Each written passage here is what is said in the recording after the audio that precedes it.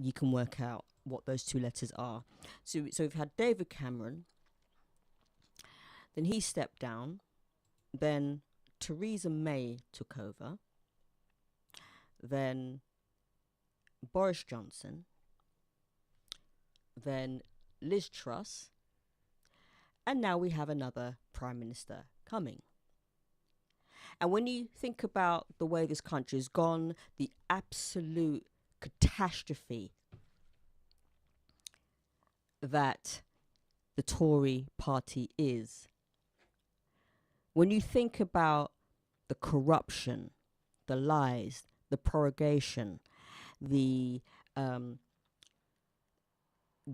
corruption again, there's been so much corruption, particularly in the last 3 years. There's been Partygate, Beergate. There's been Travelgate. When I say Travelgate, do you remember back in December 2020, when people were allowed to and this is in the height of the pandemic in 2020, where 1 minute people were allowed to leave their home to get on trains for Christmas to go to various parts of the country.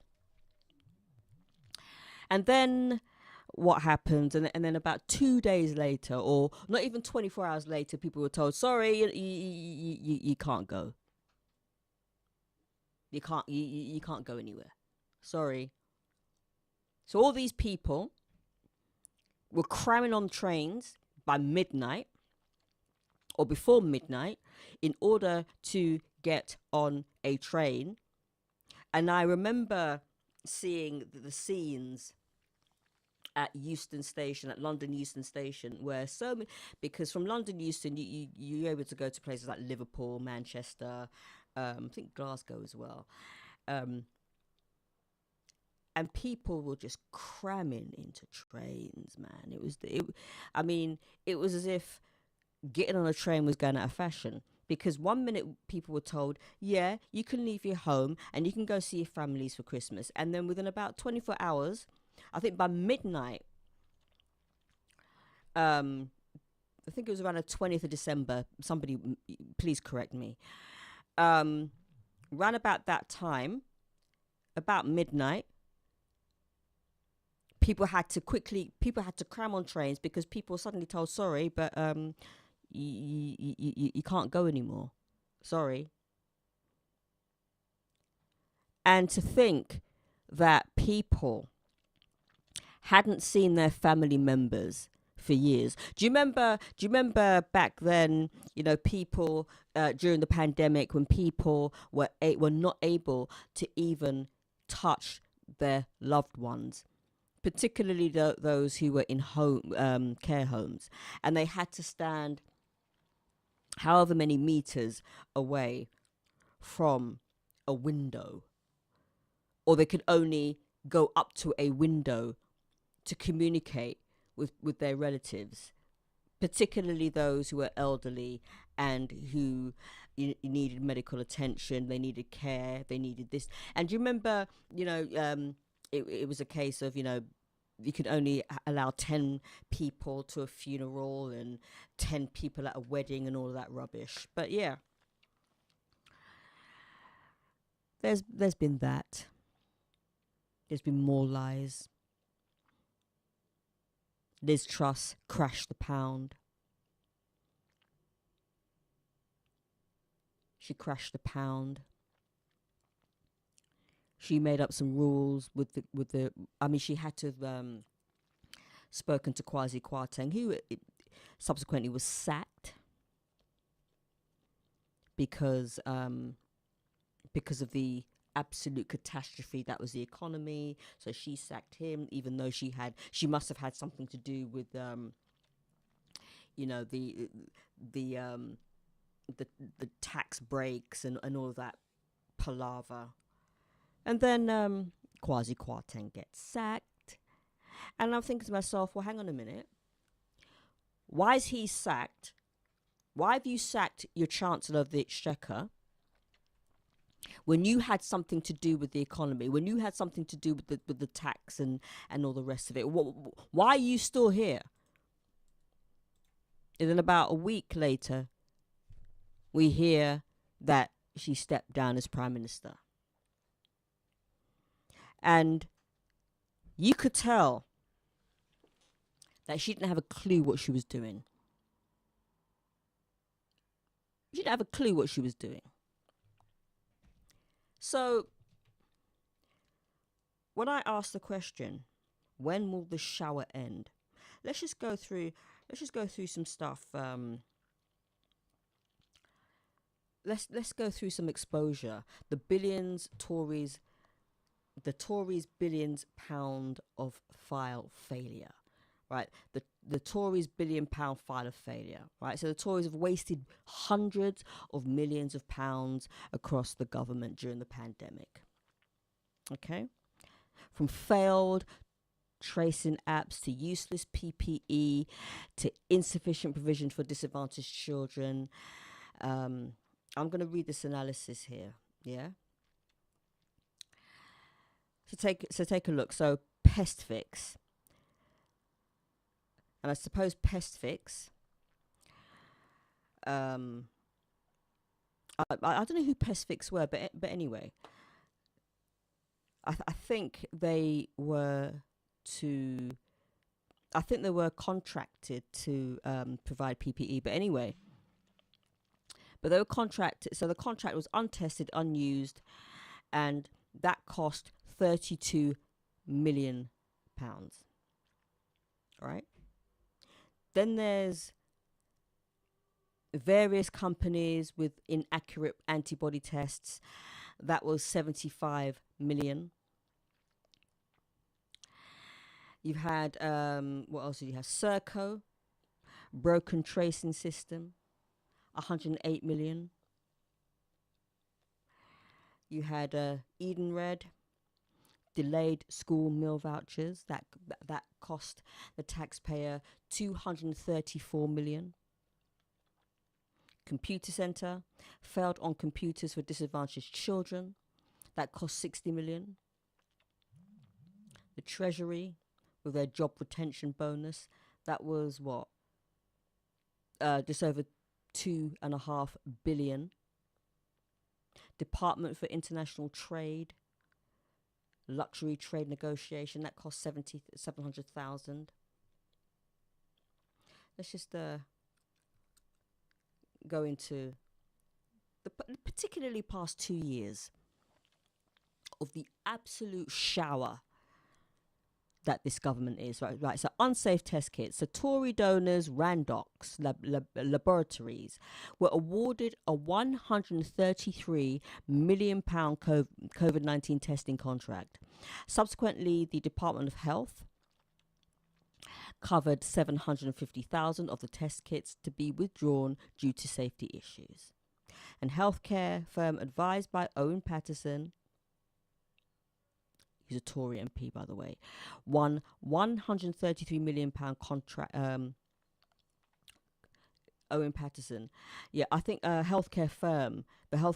Sorry, Owen Paterson is not an MP.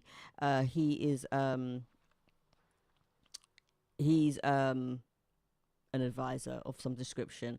Won £133 million corona testing contract opposed. Okay. Unsuitable face masks. At least 150 million of a 252 million pounds face mask contract with Ayanda Capital has been wasted due to the unsuitability of one type of mask ordered. Okay. Then you've got the broken tracing system. Serco was contracted for 108 million and Citel 84 million to run the National Tracing Service until late August. Right, so this is late August, late August 2020. Yeah? So late August, okay? When the contracts were renewed despite poor performance. 6,000 of the tracers were to be sacked at the completion of the contract, with the rest deployed to local tracing teams. The National Service was criticised for contacting fewer than half of people who have been in contact with someone who tested positive for COVID. Neither the contracts apply service penalties for poor performance. Neither of the contracts apply service penalties for poor performance. Abandoned contact tracing app. And in June 2020, the government abandoned development, or was it 2021? Abandoned development of its centralized contact tracing app. And it was admitted that £11.8 million had been spent on the project before it was ditched in favour of a decentralised version. Cancelled ventilator challenge. After reports revealed that 80% of respirators in the UK stockpile were out of date when coronavirus hit, the government launched its ventilator challenge. The cost of the scheme was £454 million, with Matt Hancock's original plan of 30,000 items downgraded to 18,000 before the scheme was closed. Having delivered 14,000 ventilators, many manufacturers with provisional orders subsequently cancelled had already purchased millions of pounds worth of components. Okay. Useless antibody tests. I'm just going through the absolute shower of a waste of money that this party who has been governing this country for the last 12 years. I'll get onto Liz Truss, and I'll get onto the fact that people are so deluded in this country. I tell you what, people in this country have short memories. Yeah? Or selective memory. Boris Johnson was awarded the vote of no confidence. He was asked to resign. He eventually resigned because of the lies, the bogus contracts, the awarding contracts to friends, all under his watch. Partygate, the untold lies. The fact that he had coronavirus himself and he decided to hold a party, and he's talking about, oh, it wasn't a party, it was a meeting, blah blah blah blah blah. The same garbage that comes every time he opens his mouth. There's something wrong. But people watch their relatives die. The Conservatives watched people die, and yet they defied their own rules. Their own laws, their own rules, their own regulations, and it took people for idiots. And you know what? This is what happens when you vote a completely incompetent government in power. Now, many people will turn around and say, well, what did Labour do, blah, blah, blah. Well, I'm not talking about Labour. All right. So for those of you who are so desperate to talk about the fact that when Labour were in power, they left the country without any money, whoever left a note to the incoming Tory party, it said, good luck because there's no money left, or words to that effect. Forget all that for a minute. Forget that. I'm not talking about the Labour Party. Because the party that's in power promised people that they will get things right. They promised that they were the party of the people. People voted for them because they didn't want Corbyn. Red wall areas, i.e. Labour voting, historical Labour voting areas of the country, decided to turn themselves blue. And now look. I shall carry on with this list of absolute waste of money, cock-ups. in the last 2 years. Useless antibody tests. In April 2020, or was it 2021, the government seemingly took a punt and ordered £16 million worth of antibody tests from 2 Chinese firms. 2 million units were purchased, but the tests did not work. Found to be insufficiently accurate by a laboratory in Oxford University, 500,000 of the tests are now gathering dust in storage. Another 1.5 million bought at a similar price from other sources have also gone unused. The fiasco has left embarrassed British officials scrambling to get back at least some of the money. Useless PPE shipment. A very significant shipment of PPE from Turkey, including 400,000 gowns, was found to be useless and left in a warehouse rather than deployed in the NHS. 400,000 Turkish PPE gowns flown in by RAF's on flight are useless and impounded in a warehouse. Tests. Hand sanitizer firm was dormant. The government handed a £43.8 million contract for hand sanitizers to a dormant firm. The contract was awarded without going to competitive tender. So when you actually, and this is back in 2020, September 2020. So if you think about the fact that, dormant means it doesn't exist anymore. The contract was awarded without going to competitive tender. So basically, as far as I'm concerned, they gave it to a company who must be their friends or friends of a friend or somebody who has an association with the firm within the government, who has some sort of association with the firm. That was dormant. It was dormant. It was a dormant firm. What does dormant mean? It means it's not in existence anymore. Or that's what I take dormant to mean. Coveralls contract. The government spent £364 million on contracts to produce coveralls for the NHS. The government received just over 430,000 coveralls for this cost at £840 per unit. Missing tests.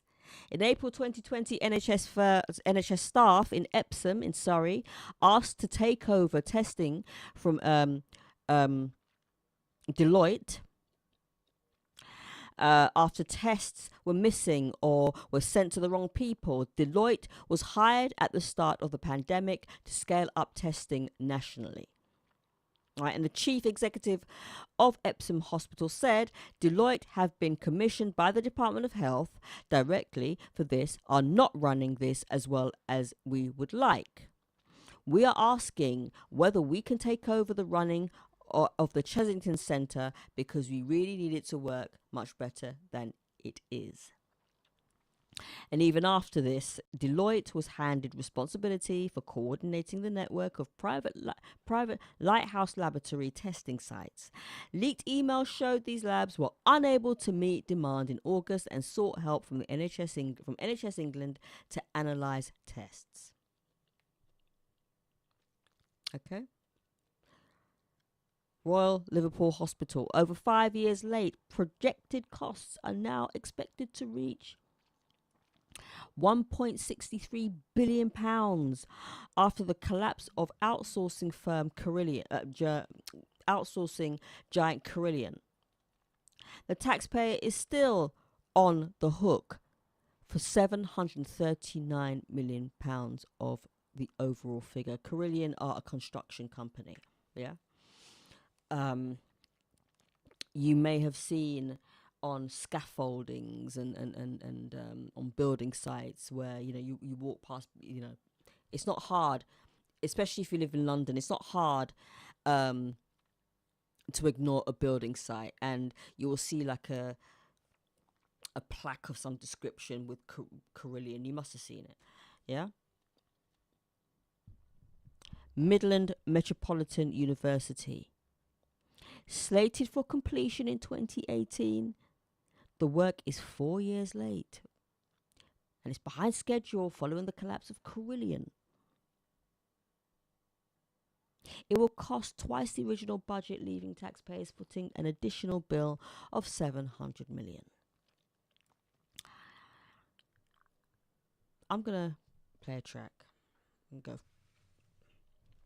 I'm just showing you, ladies and gentlemen, the absolute shower, and particularly in the last 2 years, of the amount of money wasted. The amount of money wasted. And yet, ladies and gentlemen, people are so deluded, so backwards in coming forwards in this country, that they cannot see the wood for the trees where this party is concerned. The amount of money that's been wasted on buildings, PPE, contracts, the testing app. And people still believe that this country is best served by the Tories. People are so deluded. People are so deluded that they actually think that this country, which looks like a joke, by the way, I'm sure people around the world have pity on us living in the United Kingdom. They think that Boris Johnson coming back as Prime Minister after he got sacked through a vote of no confidence, after he took this country not even down a drain, down a stinking sewer, they think that he will be the Messiah. He is the Messiah that will save this country. That's how deluded people are. And this country, the government are in such meltdown right now. They're in such meltdown right now. They're too embarrassed to call for a general election, because they know they'll lose. And the longer this goes on, there's 2 more years for this utter shower. This utter mess, this embarrassment. Ever since Brexit, disaster after disaster after disaster. I'm not going to go on too much about Brexit, but disaster after disaster after disaster. It's embarrassing. Absolute embarrassing.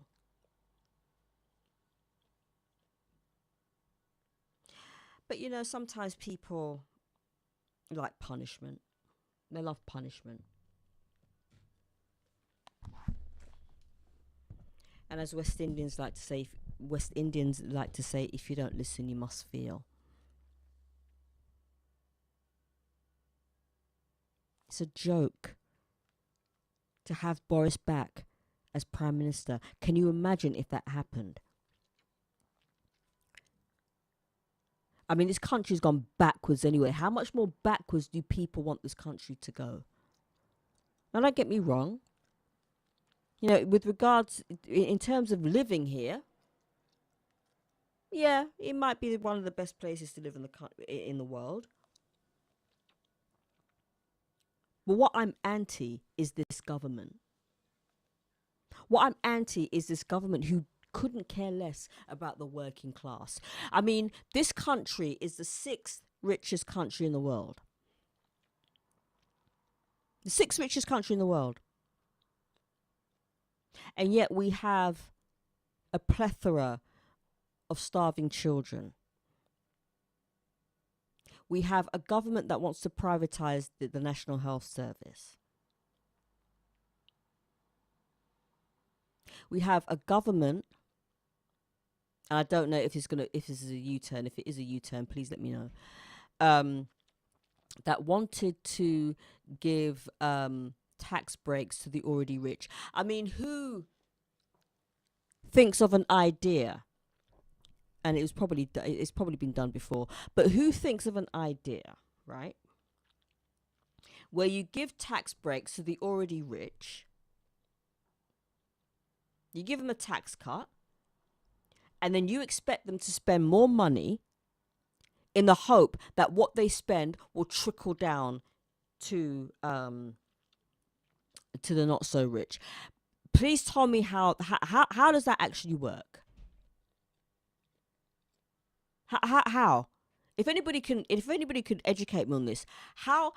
If I'll be honest, if I had more money to spend on myself,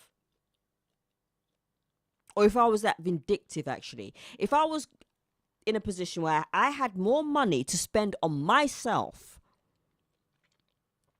and my family, do you honestly think that I'm thinking, well, let me spend more than I usually would, because then if I actually spend more money than I usually would, then hopefully what I spend will trickle down. How does it actually work? Or maybe they think, well, okay, well, if I go into a particular shop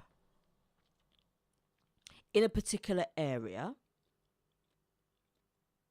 where I wouldn't normally spend my money in a particular area, but I'm gonna go to a particular area where the large majority of people are working class, some of whom are on low salaries, and they're trying to make ends meet, and they're not earning enough, and they still have to use food banks, and they may have to get a second job in order to see themselves throughout the month.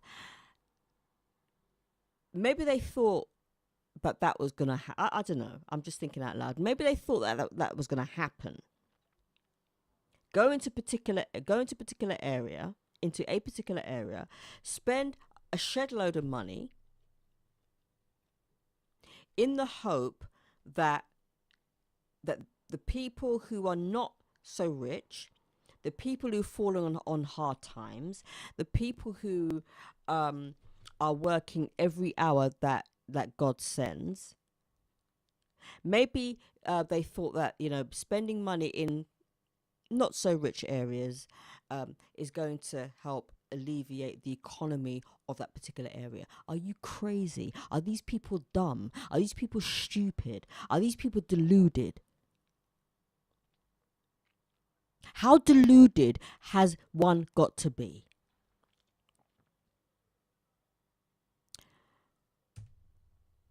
To give me a call on 07305 417668. That number again is 07305 417668.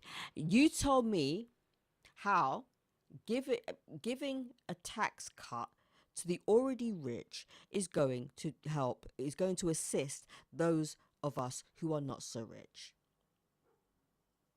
You told me. I don't know. I mean, I've given a possibility of an idea, but would that really happen? Would that really happen? No, the answer is no. It's not going to happen, and apparently this is something that they've dreamt of in the 70s or 80s. It didn't work then, and it wouldn't work in 2022 going into 2023. I'll be back with more failures of this government, of this party, after this track. Let's play some Doobie Brothers. Yeah, let's play the Doobie Brothers. What a Fool Believes. Because you know what? Sometimes, you have to be a fool to believe the utter nonsense.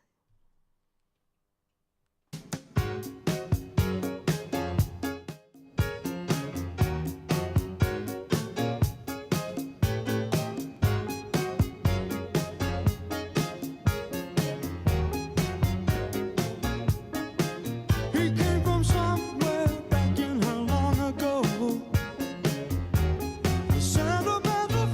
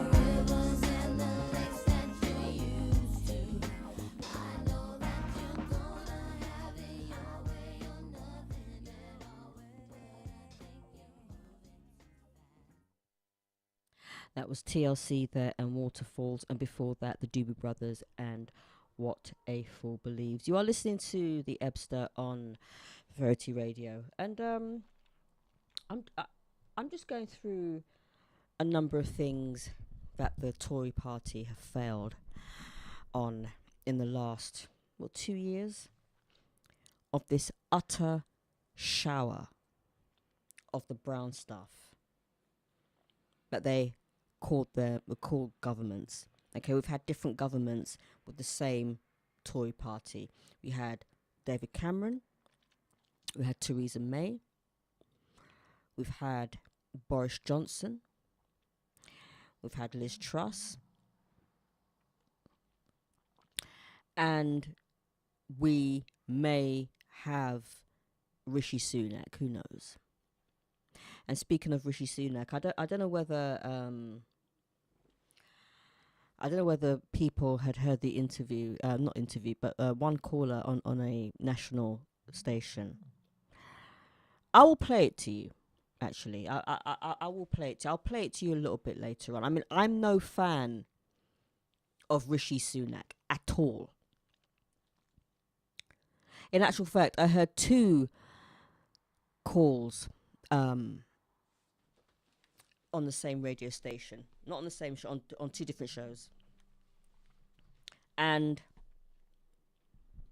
the first one, I will play it because you have to hear it to believe it. If you've not heard it, you have to hear it to believe it. The first one literally said that, you know, he practically said that that Rishi Sunak couldn't run the country because he's Asian, and that, you know, he's not representative of the larger majority. Okay, the UK is a predominantly Caucasian populated country, but that's not the point. The point is that what he's trying to say, what is the point? But what he's also saying is that Rishi Sunak, because he's Asian and because he's got brown skin, and he doesn't love England as much as Boris Johnson does. And then he tried to I think from what I remember, he tried to say that he wasn't born in this country, but then he that was blown out of the water. Basically, the guy's racist, right? The guy's a racist. And then you had another call later on another show. And you know, one of those, you know, sometimes you get these racists who, you know, they put on this I come in peace attitude, right? And what he tried to imply was because Rishi Sunak is of the Hindu faith, that it might be a problem. And he wasn't as vicious as the first call on the other show, but it's one of those, you know, you got, for me, you got different types of racism. You got the obvious type, and then you got the ones, and then you got the type that tries to be kind, or trying not to be racist while being racist. Sorry, trying not to be racist while being racist, and while pretending not to be racist, if that makes any sense, right? And to bring in someone's religion, even though Rishi was born in Southampton, he grew up here, went to school here, went to Winchester, I think he went to Winchester College, whatever, right? He was born and bred here, basically, right? That's the bottom line. He was born and bred in England.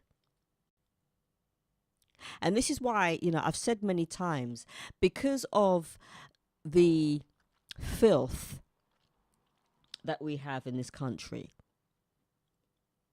this country is not ready. The United Kingdom is not ready for a black or Asian prime minister. It's not a question I'm asking, I'm telling you.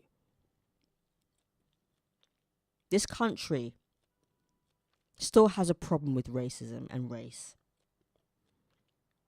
Still believes that black people, you know, the fact that this country had its first black chancellor and was dismissed. I mean, I'm sure there's people out there that think, oh well, we've given a black person a chance, and look what happened. No, no, no, no, no, no, no, no. I mean, again, I'm not Kwasi Kwarteng's biggest fan, and I will talk about him on another show, probably 2 weeks time. I'm not his biggest fan either because for me, he has practically thrown his race under the bus. But like I said, I will speak about him in about 2 weeks time, right? So, um, so he is the chancellor, and he must have had, as I said before, he must have had some conversations with Liz Truss about the economy and what tax cuts were going to implemented and who was going to get money for this and money for that. There must have been a conversation between the two, or conversations between the two. There had to be. But because there were so many U-turns, he then becomes a target. He gets into the firing line. He gets a sack. She then makes excuses. Oh, it was a really difficult decision because he's my friend. Blah blah. Whatever. At the end of the day, Liz Truss had to go. All right. And as much as I am not a fan of Kwasi Kwarteng, I mean, had he not thrown his race under the bus, I would have possibly had a little bit of sympathy for him, but I don't have any sympathy for him. I can't have sympathy for that. The same way if Kemi Badenoch made a mistake and she got the sack, I wouldn't have any sympathy for her either, because she too has thrown her race under the bus. But I shan't talk about that now. But yeah. But I will play that interview, or the caller's contribution, and you will understand how racist he is. I mean, he then brings up, in the beginning, he towards the beginning, he's like, well, I have a white friend and he was born in Uganda, but he's not African, and that basically implies that just because somebody is has brown skin, it doesn't mean that what he's trying to imply is, because you have brown skin, you can't be classified as English or British. And that's what that is what he was trying to imply. But like I said, I'll play that conversation. So back to the failures of this government, of this party. It's a failure on schools. I'll just read a couple more before the break. So delayed school meal vouchers. £234 million was awarded to Edenred for a school meals contract that is now under investigation by the National Audit Office. Following the awarding of the contract, it was reported parents were waiting 2 weeks to receive the vouchers. In the early weeks of the program, schools were unable to log onto the website to claim vouchers. And schools and parents then reported massive issues with redeeming them. Both schools and parents were still reporting issues with the system 5 weeks after it was launched. Some parents have reported having vouchers declined at the till. The government was unable to end the contract after 4 weeks, but chose not to. So Edenred's National Voucher Scheme contract, worth up to £234 million, new documents revealed. And Spending Watchdog opens inquiry into National Free School Meal Voucher fiasco. Do you remember? It was another company as well that that provided those food boxes for the poorest members of this society who couldn't afford food. So they, I can't remember the name of the company. It wasn't Edenred, and they provided like food boxes for families. And if you actually looked in the boxes, One box I looked at, the contents were as follows from what I remember. What looked like half a loaf of bread, a banana, a couple of potatoes, about 3 tomatoes, a couple of carrots, I think 2 large potatoes, an apple, some pasta, and some a tin of beans, I think. And that was supposed to feed a family over a month. And I looked at that parcel, and I thought to myself, this government needs to be throttled. They have absolutely. This is how you know people.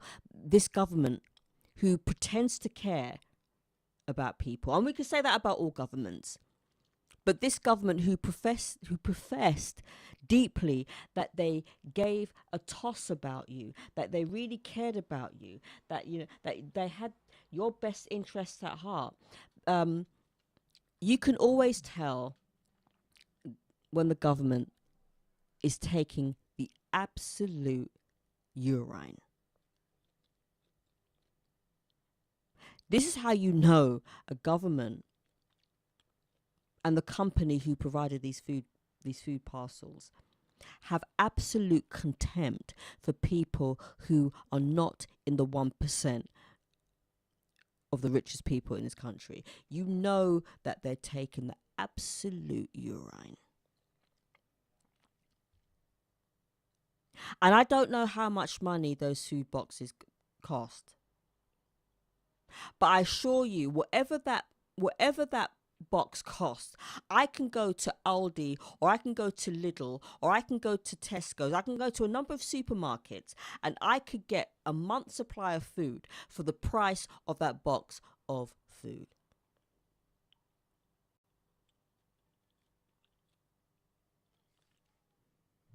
This is how you know your government's a joke. This is how you know your government would rather watch you suffer, would rather watch the 1% suffer, the 99% suffer. I mean, we have a health minister who isn't the greatest picture of health herself. Have you seen her? What's her name? Teresa Coffey. You see the state of her? How am I supposed to look at that and think that you have my health the interest of my health at heart? How am I supposed to look at that? Time now is 1:57. Oh dear. Failed on computers for disadvantaged pupils. A £60 million scheme to supply computers to disadvantaged school pupils supplied only 220,000 machines, despite 540,000 children being eligible. As many as 27 academy trusts received only 1 computer each. Yeah. 27 academy trusts given just 1 free laptop from the government. This is how you know this whole thing, that this country, if it wasn't true, it'd be funny. If this wasn't a government in action, or a party in action running the country, you'd actually think it was a sketch. The way they're running this country is as if everything it's a joke to them. It's a game. It's a case of, how much can we upset these people? How little can we give these people? How much can we show that we couldn't care less? How much can we make these people suffer? How much can we make these people starve? How much can we get away with paying these people How little can we get away paying these people who are in our public services, particularly the NHS? How much can we get away with? How much can we urinate upon these people and throw £50 note and burn £50 notes in front of these people and say, look, here we are, look how much money I've got.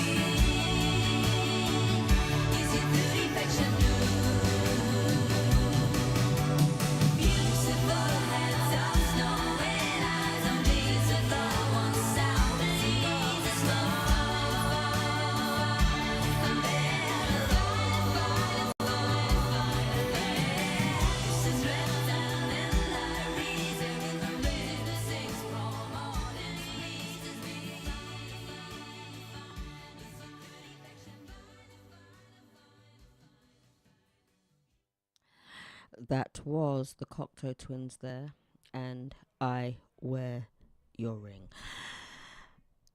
You are listening to the Ebster on the Feferity Radio, and I'm just going through a number of things. That in the last 2 years, and people sometimes need to be reminded of this government, of this party, what they've put people through. Yeah? Because, sometimes, I think sometimes, people in the United Kingdom, maybe this applies to the country that you're in if you live outside the United Kingdom, but people in the United Kingdom, some people anyway, they seem to have what's known as Stockholm Syndrome. Yeah? When somebody holds you captive and you feel sorry for them, and you can't let them go, kind of thing. That's kind of Stockholm Syndrome. I've got a call coming through. Just bear with me for 1 second. Can I get you on air, caller? So just bear with me for 1 second. Good afternoon, caller. Good afternoon. And how you doing, Berchek? Oh, very well. The weather, raining, sunny. It's all good. But now I have to commemorate you because the topics are so good. Yeah, you talk about, and there'll be a new presenter on the station who will also talk about mental health and other things, many, many more. And this is what we're about. Feferity, the name is for. And coming into this situation now, have you heard about now what they're trying to do is now put in a water meter. A water meter. And where do they propose to put this water meter? Every single place. Yeah, they've started Yeah, I mean, like, they've started to charge, because I used to, when I paid my rent, it used to include water, but now, Thames Water come in and say, well, we want to engage with our customers. No, you were losing money, so therefore now you're charging everybody. But yeah, that's how it's gone now. But yeah, they want to put a water meter in everyone's homes. Okay. I mean, they want to. I mean, they've already done this in America now, and so they're gonna put water meter now. With water, you need to wash your clothes. Right? With water, you need to have a shower, or a bath. Mm-hmm. With water, you need to. And now they're saying that this country is running out of water. Now, hold on a minute, country rains a lot, yeah, And it we're will be surrounded by it raining a as lot. well. We're surrounded by water as well. It's an island. Did they forget? And not just that, it rains and rains and rains. So all those raining, yeah, and there will be times when it's going to be raining heavily rain, yeah. And if this is happening now with America, people saying, "Oh, world's running out," well, scaremongering. Now after this COVID that happened, yeah, money started to think. However, not just this water thing that I'm very sad about. And I'm going to get it off my chest in a lawful, peaceful way. I'm not like before when I shout and scream and, but I'm just saying, what makes me very sad and perplexed is that the fact that the telephone bills, for example, all companies, not naming no names, no places, no companies. I'm to a company, yeah, and with a contract, unlimited calls, unlimited texts, unlimited, they are charging people 73. So you get a new iPhone, and on top they advertise it. This is how great these people are, company are.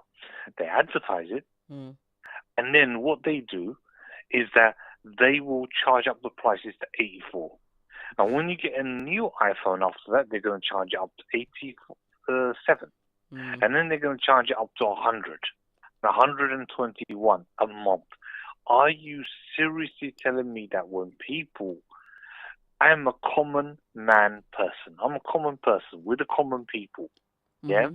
What is going to happen when the water prices, telephone, bills... Yeah, and what they're going to say to people that stay in houses and this and that, they're going to say stay in an apartment. Then what they're going to do, within the concern, and I'm telling you this, regenerification is already happening. So I'm intertwining this now. This is all intertwined. Regenerification. Brother Rashid talked about regenerification. And basically, you see those areas, underneath the subway, when you go underneath and you see house onto house onto flats onto flat, you know what I'm talking about, Elephant and Castle. Underneath, and it's dark and deep area, it's closed down. Yeah, now, Elephant and Castle's one's gone, but yeah. But there's still people live there, the dark, smelly flat and house onto house. And then, apart from that, in Peckham, dark, deep, depressing. Basically, they want to knock it all down. They said that they were going to knock it all down in 2011 and put people in sheltered accommodation and then do it into beautiful, beautiful flats. Yeah, and then for them to come in and beautiful houses. Make it like the area that I'm in, Dulwich. And basically, but what did they do? They lied underneath the conservative. This was 2011 and 2012 and everything. And then what happened? They brought. So what they're going to do is they're going to actually knock it all down. And what they're going to do is they're going to put people into darker, deeper areas, not in London, in Manchester, in thingy, depressing areas, and they want to ghettoize people. So they will put it out of London. They want to make London, those big buildings you see in Oxford Circus, beautiful luxury buildings and city, offices. They're going to turn them to offices. It's happening all over London. I mean, at the end of the day, this government or this party across however many governments, because we've had David Cameron, Theresa May, Boris Johnson, Liz Truss. So that's like four different governments within 12 years. Well, what they're going to do is they're going to turn that, important one I'm going to say, because they're going to turn that into them places, not offices. They're actually flats made out of such wonderful things and big, huge places where the rich will live. They would live. And there'll be gardens around, shops around, but nobody, but that's happening no already. Common people. That's happening already. If you go down Elephant and Castle, okay, the whole gentrification everywhere in London, everywhere you go in London is gentrified. Even Brixton is gentrified. Yeah. So wherever there were like housing estates, Peckham is another part that's gentrified.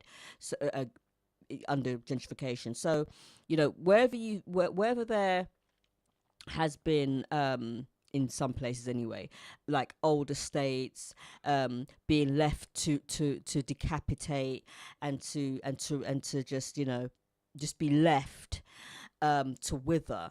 They've knocked them down and they've replaced them with luxury houses, because what they want to do is they want to bring in rich people, and it's not just the government; it's also the contractors, these private companies that want to that they want to come in, as far as I'm concerned anyway. They want to come in, build these luxury flats that few people can afford, and all of those people who were living on those estates, instead of decanting them within London or nearby to where they were living, so that they can be close to their people, they're kicking them out and pushing them out to places where they have no connection.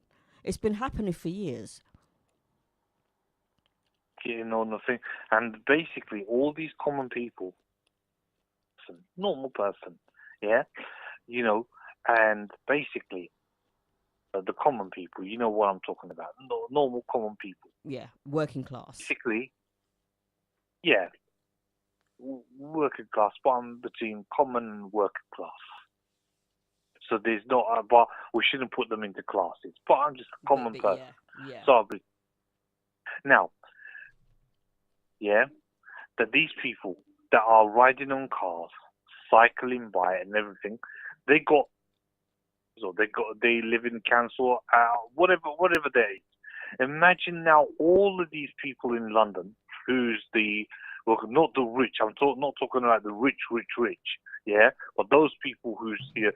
Imagine they start to come down, like the Nazis are doing before, and they say no, you got to get out of there. You got 3 days to get out of there. Then they put them out, yeah. Like the hostels are full outside on the street, and then go to where there'll be, like the Elephant and Castle, Yeah. flats, half built flats, and everything. Even worse than that. Then they'll put people into half built areas, which is thing, and all and yeah, just they've know been doing who's it, gonna. yeah, but they're doing it now. They've been doing it for years. What is going to happen? So this is what I'm saying. All of this just happened. Look, the Conservatives. Yeah. I'm intertwined. Look at with the Caribbean now. It's like Jamaica, where the Jamaican, like the people are here from Mutabaruka. That because the Conservatives over here, Jamaica's on the Commonwealth, still rules Jamaica, they'll be, and plus the Chinese rule it now, probably. And basically, the Chinese will live in this, where the Jamaicans will live in half-built houses and half-built dark areas of Kingston where the rubbish dumps are, half-built flats. They're already doing this. And Black Uhuru had a track called Rent Man. I mean, yeah. And basically he's telling them to live in a flat, live in a house, coming, and basically he can't even get some food. Like he just tells the rent man to feel sorry for them, like just don't come. And he goes to the rent board and they dash him away. They say, "Oh, go away. You have to pay the rent, otherwise get out." This is what I'm saying. And at this moment in time, I'm very, very scared. Happen like we saw in 2011 again, and I'm very scared.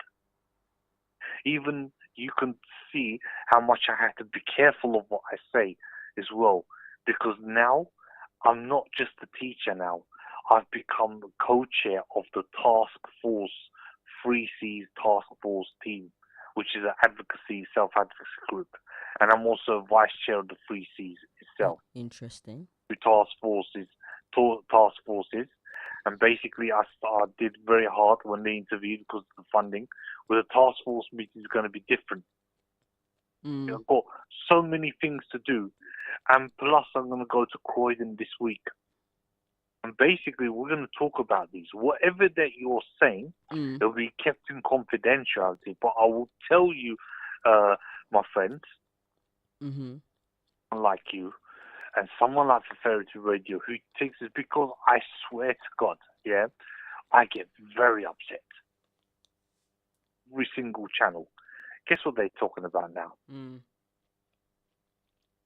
They say, oh, the war in Ukraine, general election, COVID, Turkish TV channels are the same. A lovely president, yeah, Erdogan, yeah, who's trying to help us. He's trying to tell the Turkish channels, please, I beg you, yeah. He's saying, I beg you, about the same thing. Talk about what can we do to our people, but no matter what, the other presidents, I listen to Liz Truss. I can't even listen to her. She speaks long words. Well, she didn't know what she didn't have a clue what she was talking about. To be quite honest, I mean, you knew when she became prime minister, all right, that But by the way she spoke, by the long pauses, by the fact that you could just tell that she didn't have a clue what she was talking about, or she didn't have a clue on the subject at hand. And for me, it looked as though, she did a Boris Johnson. She winged it. Boris Johnson is a winger, all right? He's somebody who blags his way through life.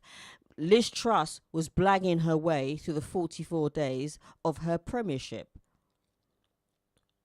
I bet you she didn't even go to university. I mean, look, Boris Johnson, Liz Truss, look, how many prime ministers have come and they weren't successful?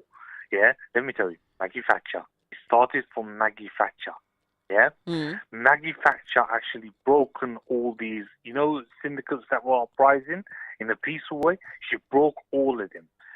The only time, look, I listened to Dr. X, and the only time this country had slowed down the ultimate cutting was the original Labour Party. And at that time, they were practicing a different kind of socialism, which tried their best to even out the people, and basically slowed down the cut. But now, which conserve. Now, Labour Party is just shafted. They well, how can I say this in a different way? The Labour Party for me changed when Tony Blair came into power. Yeah. Not just that. I mean, Maggie Thatcher came in because they sent someone, because the Labour Party. You see, like you try to do a party, right?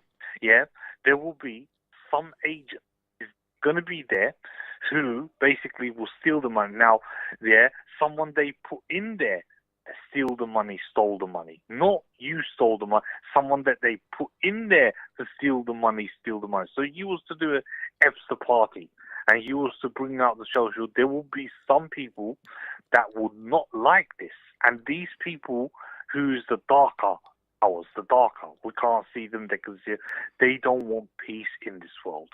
They have never wanted peace in this world. There's always looking by war.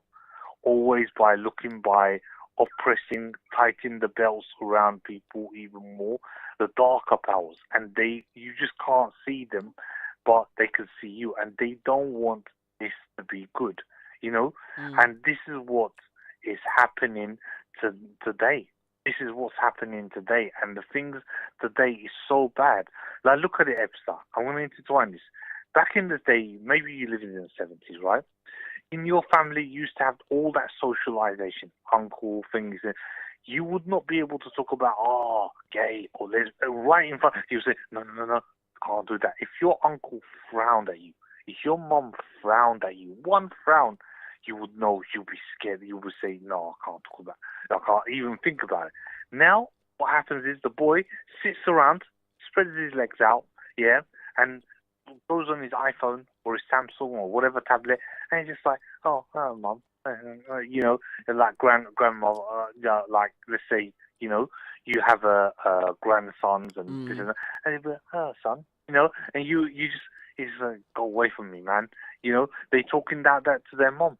Go away from me. You can't touch me. If you touch me, I'll go to the thing. That's been going on for years, though, now. That's been going on for at least, 20 years, 20 years, where, you know, especially with the rise of social media and what have you. Not just that. I'm not giving that an excuse. I don't use this as an excuse. There is a simple thing where the whole of the system, unfortunately, is broken. Unless you have to go under. You know how a place is broken underneath, and you have to go underneath the earth. God forbid, if there was a broken and it's about to fall down, someone has to go underneath it. Yeah, and like, well, that's what the Japanese are trying to do. Robots now that can go underneath Earth and then fix and this and that. But if, God forbid, if that breaks them down, yeah, and basically it's about to fall, yeah, and this and that, God forbid, then you got to go under. This is metaphorically, and to fix the cracks in the system. Unless there's nobody that's doing that now. Look at Mrs. Trust, thingy, all these things. There's three people right now that people need. They're saying this now in the media. Putin, Yeah. not Putin, but Nicolas Maduro. Yeah, he stands up for his. I've seen him speak. He dynamism, Venezuelan president. Okay. He speaks short words. He gets to the point. Yeah, and he gets to the point and he uses short words. Yeah. Secondly, people are saying now they want Erdogan to come to the table and to bring peace between Ukraine and Russia. Everyone's saying, "Oh, please, Erdogan, help." Yeah, and Erdogan uses short words to the point. Now, every other president, Macron, what does he do? He uses long words, and I feel like I want to sleep.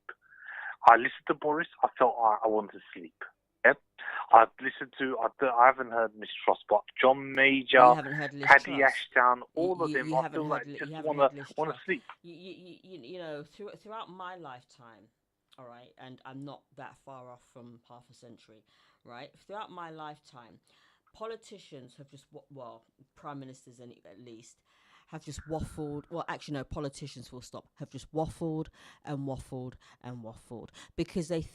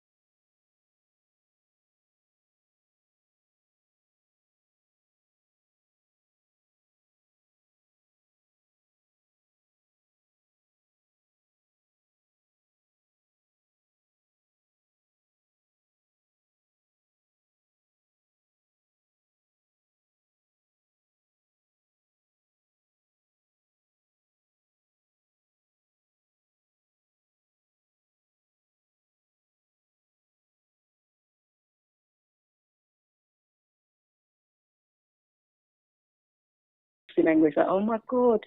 I mean, coming back to my favorite topic of trade union racism, oh my God, it's so awful. This student has been imprisoned in Saudi Arabia. And this is all coming from Leeds University, kind of, where the previous president of UCU was. But hang on a minute. I asked the lecturers union across the country, what about our black Muslim sister? She is half Sudanese and half, I believe, Moroccan or Algerian. She is black.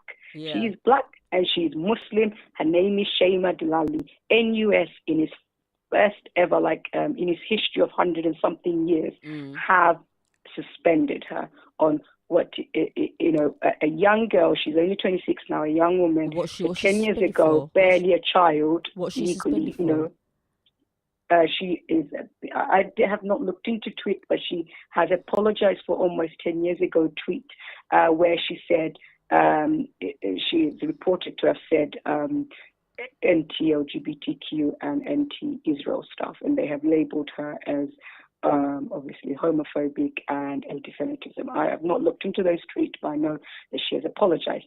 I asked my local branch leaders, they didn't even know about her.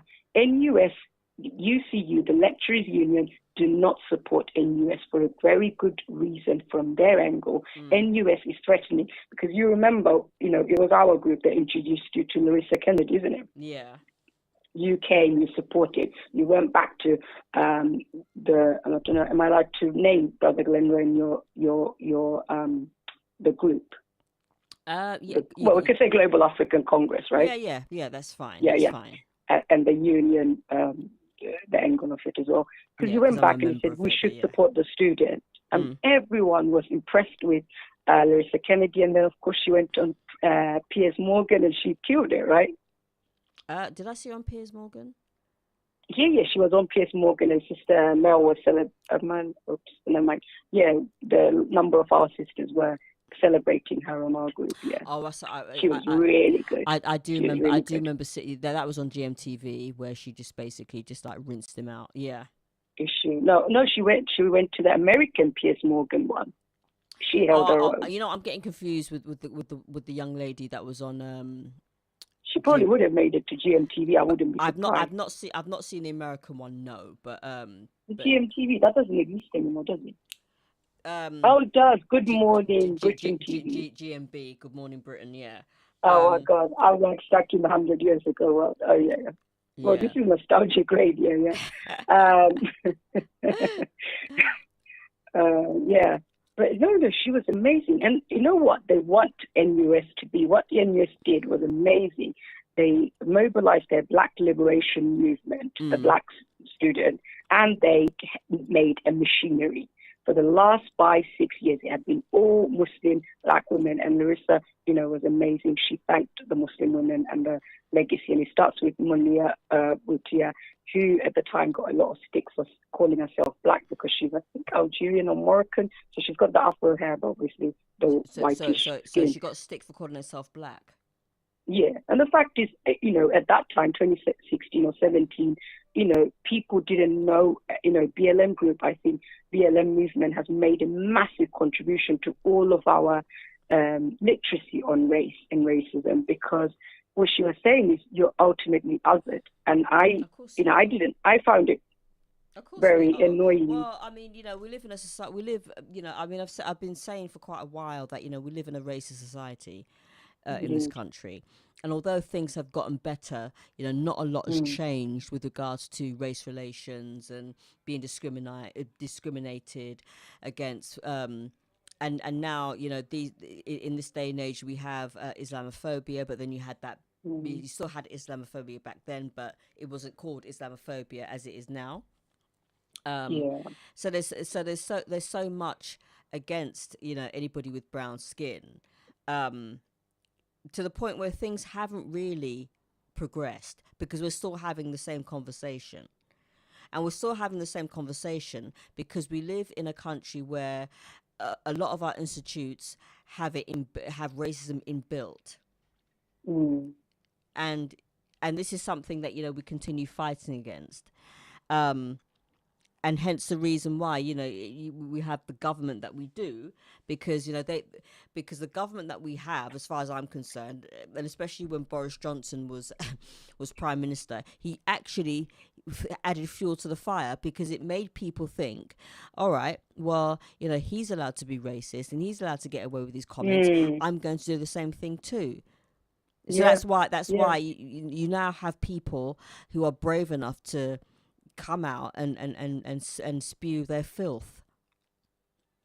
And I guess, Sister Ebster, I'm not always very concise. So my question now is, why was this government that was like, what you're going to, it was like, without impunity, can call women letterboxes, Muslim women who choose to cover up their faces, while Boris, chooses to pay a woman public funds who we knew were into certain profession, and that's fine. That's her freedom to be in certain profession. But the fact is, public funds were made to that woman, his amongst his many female friends, because people, unofficial partners. Look, at the end of the day, when you have a prime minister who is catastrophically an absolute catastrophe, an absolute abysmal human being. It's not just the prime minister as prime minister, but as a human being, generally. There's always going to be people that will actually make excuses. Yeah. Oh, yeah, but that was then and that was now, and what you said then was that. And it's like, he's never really apologized. And and for me, that seems to appease a lot of the right-wing racists a lot more, because he hasn't apologized. Okay. Yeah, exactly. But how did he get away with this? How come us, the black, the Muslim? Go on. Sorry. How come us, the black, the Muslim, you're a fantastic activist, we have so many leaders. How come we weren't, Asian Muslim community got loads of lawyers, how come we, the diaspora is no longer, as young. We're not newish immigrants, the Windrush, to compare to where, and Larissa is one of the good example of that. She is in many ways privileged. She's, goes to Warwick University. She, is product, the fact is diaspora over the years, as we have kept going, we've got better jobs, we are richer, we have money, we have status, we have, we're in, profession, Martin Ford report, barristers, we're everywhere, the doctors, the whatever, everywhere. And we're also, doing the important jobs of keeping the, country running that are not always appreciated, but we're everywhere in every strata of the society. So how come we weren't able to push back? How come we didn't succeed? Despite, the BLM movement being massive, I just think that, despite the fact that, despite the fact that, the BLM movement has been a success, all right, they've been a bit quiet recently, but, that doesn't mean to say they've gone away. I just think that because in times when the BLM movement is quiet, then people seem to think, oh, well, that's it, until the BLM rises again. Yeah. So people think that, we've actually stopped making our noise, and that they can go on spouting rubbish again. That's one thing. And I also think that that because racism is something, and Islamophobia and transphobia and homophobia, because these things are so embedded in society, that that there are people out there who are so hardwired that this is something, these are things that they can never educate themselves away from, because it's part of it's who they are. And we're the ones who they go crying to when they need our help. Who does? Well, people who, institutions who uphold every ism and schism that you can think of. Racism. Oh, yeah. So, but just because it hasn't gone away doesn't mean to say that we should stop fighting. I know some people have given up. I know some people can't be bothered, but we will continue to expose these people. Coming back to what you said about phobias and stuff. On a side kind of note, as a Muslim, of course, one of the things I find in the activist world is the activist world wants certain Muslims who will say certain stance on LGBTQ, and I, as a practicing Muslim, have been very open about the matter and to say, look, I'm a Muslim, my religion believes it's a major sin, so does Quran, look into the Bible, look into Quran and so on and so forth. It is, of course, a very difficult matter, and this is a show on race, so I wouldn't want to derail it, but I do feel that as a Muslim, I have to say my views, otherwise, will I be sinful or not? And that's a personal So you're a bit low. Difficulty I have. It's challenging for me, but I'm not going anywhere. I intend to be in the trade union movement. I intend to be I think there's a huge problem within your trade union. Well, there's huge problems in all of them. But I mean, obviously, I would say you can't fight this on your own. No. Okay, you will need some the assistance. Trade union racism. Yeah. You mean the trade union racism? Yeah. Oh no, we definitely can't fight on our own. No. And we do need allies. When I say allies, I mean we do need like proper allies. Proper ones, yeah, not white ones that sit in my WhatsApp group, do nothing and aggravate people. Yeah, I mean, it's one thing to say that, you're not racist, but, are you anti-racist?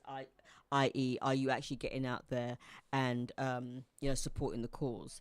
And when I say supporting the cause, I don't just mean, do it once, once every 2 months or 3 months or, literally. Turn out for a jolly. What white trade unions do? It's not a game, calling these things out, whether it's racism, sexism, misogyny, Islamophobia, it's not a game. Okay, it's a real thing, and if you're serious about fighting against it, you need to get out there. I'm not saying you're not able, one isn't able to go to every single march and protest, but there are other ways of calling these things out. Okay, if you need to do it, if you're blatant about it, fine. If you want to do it in stealth, fine. But are you calling these things out? Because if you're not calling these things out, then you're complicit. And also it's about sharing resources. Why I liked Lizzie in our group was she invited us on our show. What I noticed was that within, I still have limited knowledge and experience, but what I noticed is some of our black groups didn't have the slick, platforms, didn't have the slick posters and stuff. And whereas the socialist world, where they had few white people sitting there, but they had the slick platform, they created, slick channels, and web stuff and stuff, and she invited us on our show, so that means she was sharing the resources. Whereas you get, currently there is being run a women's harassment movement, which is very misleading. You get a poster of a black and white woman holding hands, and I'm going to openly challenge them and say, remove the black hand, because you're implying it's a 50-50 equity, if anything but that. So remove that hand, or otherwise show evidence how you are including black women in the trade union who would have undoubtedly been harassed, because it can't be just white women who get harassed, because we're all women. And I'm terrible at reading some person who said, aren't I a woman? And I didn't realize it was I will look up the person. Sion Sojam, something like that. This person, a black activist, maybe perhaps, or a political figure, or maybe 100 years ago. Do you know how to say her name? Sojourner Truth. Yeah, that's it. And the person, I'm not going to name the person, a massive comedian who did a stand-up. So a stand-up clip that YouTube showed it, because I'm not going to say it because it was offensive, and also it was done by a man, blah blah blah. But the point is, I was like, this clipped into my head. That's right. And like I said, I don't watch the news. And I didn't pay attention to Me Too in the sense it became all about white women. I just didn't note that bit. What I liked was Me Too was that it gave finally women freedom and the Me Too movement was started off by a black woman. I beg your pardon? The Me Too movement was started off by a black woman. It was created by a black Was woman. it? I think so. Wow. I don't watch the news, so I wouldn't know. But I guess, how do you feel about it then? I think it's a movement that needed to happen. Of course, yeah. Too many women were being under the persecution of harassment, we shall say, and nothing was being done about it, and these things needed to be called out, especially in the entertainment industry, where it was, I hear it was rife, and people knew about it, were complicit over it because they didn't do anything. Yeah. They didn't do anything. Hold on. But you feel in the end Lizzie's saying you're getting confused with Me Too and Me TU. Yes. I was talking about the big Me Too, the main one. But because I don't watch the news. Am I right? It in the end became all about white women, right? Or it became white women dominated. Right. I've never heard of this one, so. Not the Me TU one. I'm talking about the big one, Me Too. Me Too. The like you said, the film actresses and all of that. Oh, right. Stuff. Okay. Right. Me Too. Right. Me Too.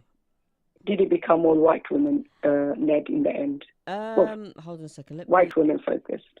Right. Let me. I suppose it did, didn't it? Right. Let me just check out who created the Me Too. Right. So.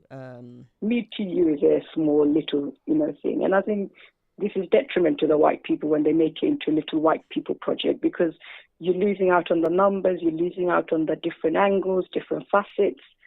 Within the trade union, they're killing it. They're killing the trade union movement with their selfishness. Look, at the end of the day, everybody who has a problem should be treated with the same respect. And everybody who has a problem with the within their union should be given the same treatment, should be given the same opportunities to express their struggle, whatever that may be, whether it's racism, whether it's sexism, whether it's anti-disabled, whether it's transphobia, etc., etc. Everybody should be able. Everybody should be able to voice their opinion equally, and unfortunately, there are problems in trade unions with race. Massive problem. The thing about a lot of the trade unions is that they are predominantly white, middle class, male led. Yeah, and I'm sorry for certain people to say I'm working class when you're on 100 plus K. You're not working class. You're not working class if you're 100 something. If you're from a working class background, and you're coming into a large amount of money through salary, that I don't think that actually diminishes the roots of where you're from. Yeah, I understand the background business, but I think they hijack everything by going on about my dad was a plumber or something, or yeah, your dad was a plumber, but right now economically you are no longer working class. You are very privileged, and economically you definitely are middle class, if not higher. If you're earning 100 plus K, and you're coming and telling us about the cost of living crisis, and you're leading it, but you're a white guy. And I mean, cost of living crisis, how it's been led by certain movement, it's been frustrating, I think, for the black and brown community, because it's us lot who are going to be facing it disproportionately, and it's being led again by white people. Yes, the white working class will be suffering as well, but they always leave out the race angle. Yeah, and the race angle is like one of the most important things to talk about, as well as other angles. The most important thing, and they leave it out. I do agree. Yeah, let me rephrase that. It is the most important thing to talk about, because. No, Sister Ebster, I was just echoing you. You said it very well. No, but I mean, I was repeating it. But at the end of the day, it's a case of, look, the color, the amount of melanin that you have in your skin is always, a barometer of how people treat, or can be a barometer of how people treat you, or what Yeah. level, or what level of help you get, or what level of advice that you get, if you get any at all. Yeah. And that's something that people need to, recognize, instead of sweeping it under the carpet. And many people do sweep it under the carpet and want to say that, we have a chip on our shoulder because blah, blah. No, it's not because we have a chip on our shoulder. It's because you refuse to acknowledge what is really going on. Therefore, you are the one with the chip on your shoulder because you don't want to do anything about it. And I'll tell you how awful so I work at SOAS University of London in the heart of London, and I have most of us. I'm sure people will disagree with me. Some people, most of us, black and brown people in university administration, get a very comfortable life. The pay is pretty good. The hours are good. You can go in, for example, up to 10 o'clock. You can work flexibly. And now with all the working from home, life is pretty cushy, right? Mm. Money is good. So while I know, speaking, I'm going to give a big shout out to Sister Susan. I don't know whether she's listening. She's amazing. I wanted to get white people's opinion because I was going to go to a picket line and I was going to talk about racism. So you don't want to aggravate people. So I sought two white people's opinion. One was Sister Susan and one was Russ. And then I called up. Can I name him, Brother Glenn? Not Brother Glenroy the legend. The other Brother Glenn. Yes, Glenn. Yes. Yeah, the other Brother Glenn, and I called him up and I got some opinion because I do think picket line is for us to mention about trade union racism, but after all the annoyance I got from people who said no, you can't do that because it's about unity and solidarity, so I thought, okay, I need to listen to the white people and get some sensible opinion, and they said go in with positivity, saying you come with solidarity, and then obviously mention what you want to mention. So I went with the angle, who's it going to affect us? And the students were good. I said, come on, I'll start you off brown, pointed towards my skin. They said black. I said, yeah, great. Who else? Women. Great. Who else? But the picket line was shambolic. And now I can see. Which one was this? Which one was this? This was SOAS University. It was a unison picket line for the professional support staff. Yeah. It was shambolic. Oh, dear. None of us, the workers, turned up to the picket line apart from one or two. Is it because everybody stayed at home? Exactly, because most of us are not striking. What they'll do is they'll work from home and not lose out on money. Why should we lose out on money on a campaign that doesn't reflect us?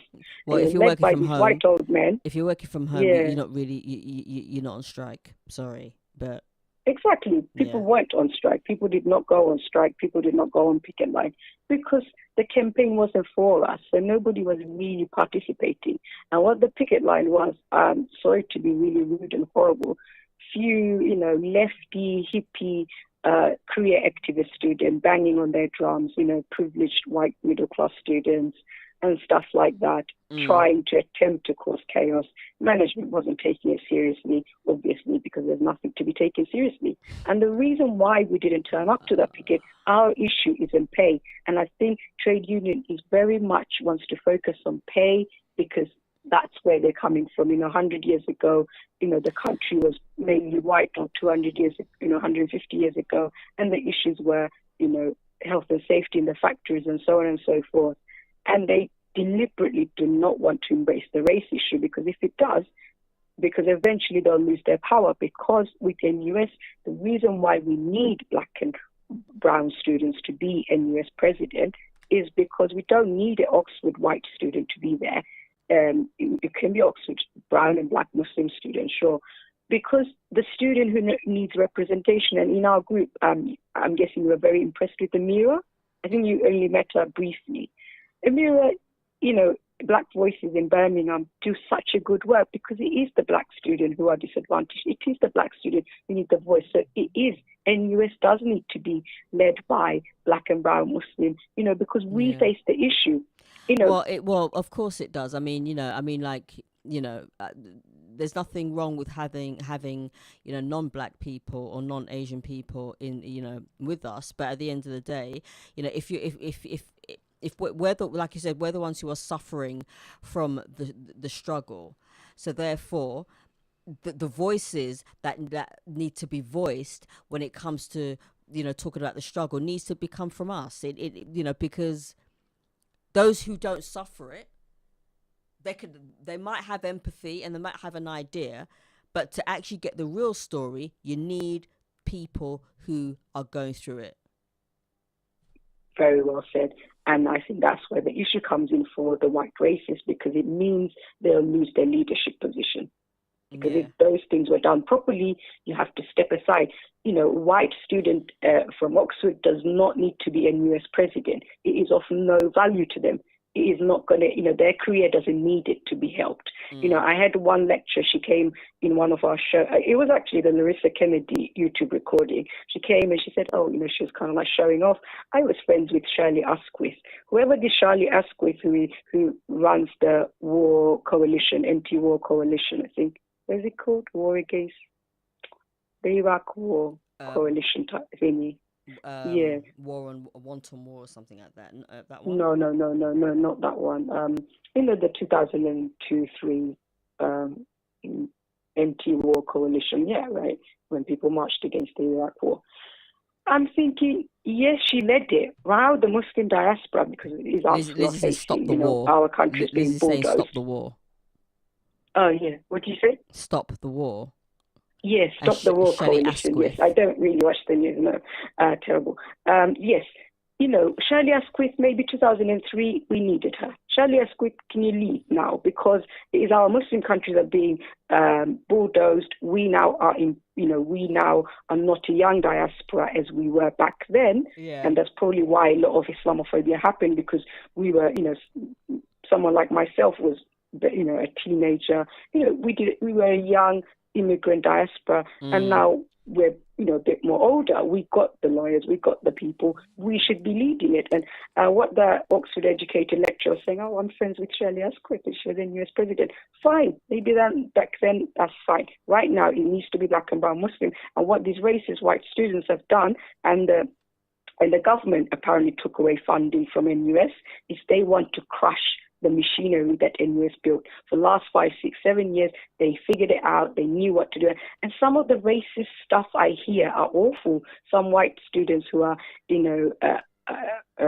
communist linked, they'll say, there's something fishy going on. Whenever black people or brown people succeed, win an election, apparently there's something odd going on. I had, at the university that I work in, the Unison leader said, isn't it a big shout out to Maxime Luby?